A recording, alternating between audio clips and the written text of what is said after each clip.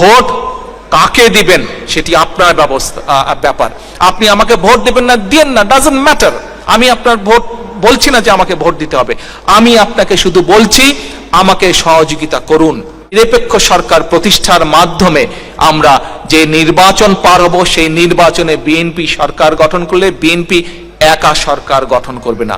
কারণ আমার বক্তব্যের শুরুতে আমি দেশের যে সংক্ষিপ্ত ভয়াবহ চিত্র আপনাদের সামনে তুলে ধরেছি, এই চিত্র, এই দেশকে যদি এই চিত্র মুক্ত করতে হয়, তাহলে বাংলাদেশের যত রাজনৈতিক দল আছে যারা গণতন্ত্রে বিশ্বাস করেন, যারা বিশ্বাস করেন মানুষের ভোটের অধিকারে, যারা বিশ্বাস করেন মানুষের বাক স্বাধীনতায়, আমাদেরকে সকলকে একত্রিত কাজ করতে হবে।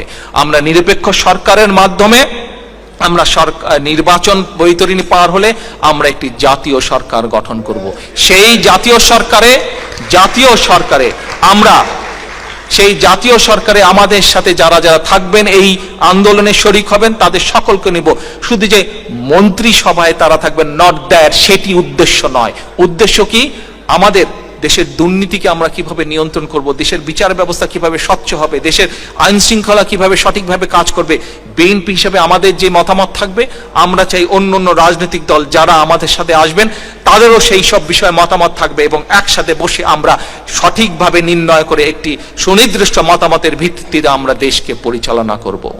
যে সকল ব্যক্তি আমাদের সাথে, যে সকল ব্যক্তি বা দল আমাদের সাথে জাতীয় সরকারে হয়তো আসবেন না, যে কোনো ব্যক্তি হয়তো আসবেন না, কোনো ইন্ডিভিজুয়ালস হয়তো আসবেন না, আমরা বলেছি আমরা দেশে উচ্চ কক্ষের একটি পার্লামেন্ট তৈরি করব, উচ্চ কক্ষ, পার্লামেন্টে উচ্চ কক্ষ তৈরি করব।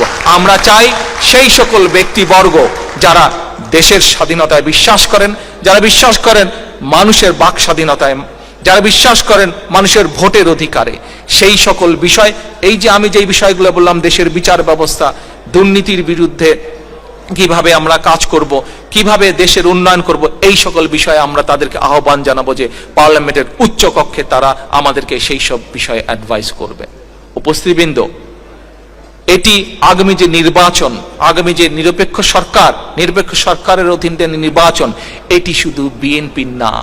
আজ অবস্থা এমন এক জায়গায় এসে দাঁড়িয়েছে, আজ বাংলাদেশের সকল মানুষ যারা গণতন্ত্রে বিশ্বাস করে, বারে বারে আমি একই কথা বলছি, যারা গণতন্ত্রে বিশ্বাস করে, যারা মানুষের বাক ব্যক্তি স্বাধীনতায় বিশ্বাস করে, আজ সময় এসেছে তাদের সকলকে ঐক্যবদ্ধ হওয়ার, সময় এসেছে প্রতিরোধ প্রতিবাদ গড়ে তোলার। উপস্থিতিবৃন্দ, ভোটের অধিকার মানুষের সুনিশ্চিত করতে হবে। ভোট কাকে দিবেন সেটি আপনার ব্যাপার। আপনি আমাকে ভোট দিবেন না, দিয়েন না, ডাজন্ট ম্যাটার। আমি আপনার ভোট বলছি না যে আমাকে ভোট দিতে হবে, আমি আপনাকে শুধু বলছি আমাকে সহযোগিতা করুন।